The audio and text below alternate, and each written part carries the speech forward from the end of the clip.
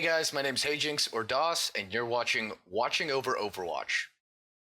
Today we're going to be looking at a fan favorite, Lena Oxton, or as you all know her, Tracer. We're going to cover her lore, skills, playstyle, and combat theories. Let's dive into her lore. Tracer was the youngest pilot to join Overwatch's experimental flight program. Upon joining Overwatch, she was picked to test out Splitstream, a prototype of a teleporting fighter. During their first flight, the teleportation matrix crashed and everyone thought Tracer was dead. A few months passed and out of the blue, Tracer had reappeared. Her molecules were desynchronized from the flow of time. She was diagnosed with chronal disassociation, which basically meant she was a living ghost. She would randomly fade in and out of our world and wasn't able to maintain a physical form. That's when we meet Winston, the guerrilla scientist we'll be covering in our next video. Winston created the Chronal Accelerator, which is a device that anchors Tracer to the reality we know. However, she has the ability to control her own time. That means she's able to speed up and slow down time at her will. This leads us into Tracer's abilities. Let's start with her weapons. Tracer dual wields pulse pistols.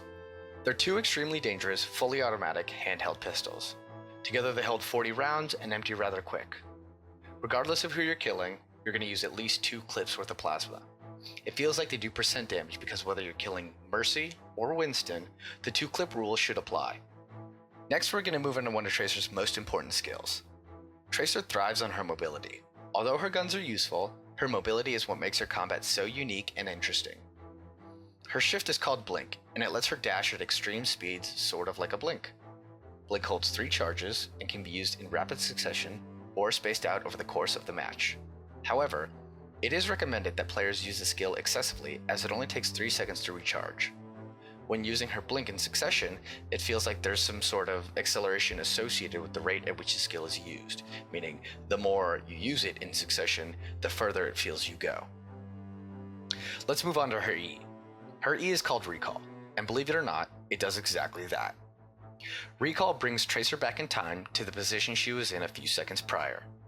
Not only does Recall revert your position back to its previous location, but it also resets your health and ammo. The only thing Recall doesn't reset is your Q. Once your Q is used, you may recall, but the charge will not reset. Recall has a 12-second cooldown. Speaking of Q, let's move on to Tracer's ultimate, Pulse Bomb. Ultimates are some of the most important skills in Overwatch, as they are in most arena-style games. Tracer's Q is extremely important to her kit. It's essentially a sticky grenade. Anything in the blast radius will be decimated, including yourself. I'd say almost every time I dropped her Q, I'd get a double kill or more. I also can't tell you the number of times I killed myself with her Q. The bomb is extremely powerful and should not be underestimated. Tracer's fast-paced blinks and recalls, plus her extreme rate of fire, make it easy to charge up her pulse bomb. Tracer, if anything's a duelist. She can dodge your attacks with her blink, port around the room with her recall, and once it's charged, she can slap her pulse bomb on and dash right out of there.